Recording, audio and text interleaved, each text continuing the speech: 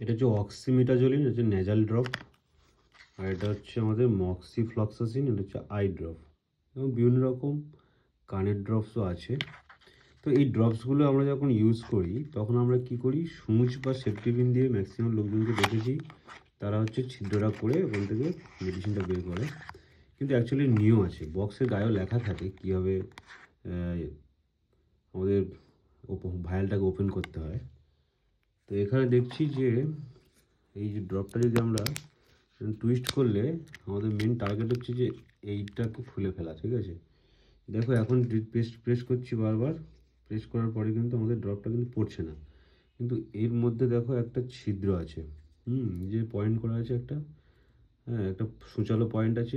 ওইটা দিয়ে আমরা যদি এটা টুইস্ট করি, প্রেশারাইজ করি এরকম, তাহলে কিন্তু আলটিমেটলি আমাদের ছিদ্রটা হয়ে গেল। এখন যদি আমরা চেক করে দেখি তাহলে ড্রপটা কিন্তু এরকম পড়ছে, হ্যাঁ দেখো এখানে পড়ছে কিন্তু। তো এইভাবে আমরা নাকের ড্রপ, চোখের ড্রপ, কানের ড্রপগুলো কিন্তু ওপেন করব, সূচ বা সেফটি পিন দিয়ে না। এবং এই ড্রপগুলো নেওয়ার কিন্তু নিয়ম রয়েছে। এখন যে ছবিতে দেখা যাচ্ছে এটা হচ্ছে ন্যাজাল ড্রপের জন্য অক্সিমেটাজোলিন বা জাইলোমেটাজোলিন এইভাবে নিতে হবে। তাহলে কি হবে যে প্যারানেজাল সাইনাস যেগুলো আছে সেগুলো কিন্তু ক্লিয়ার হয়ে যাবে।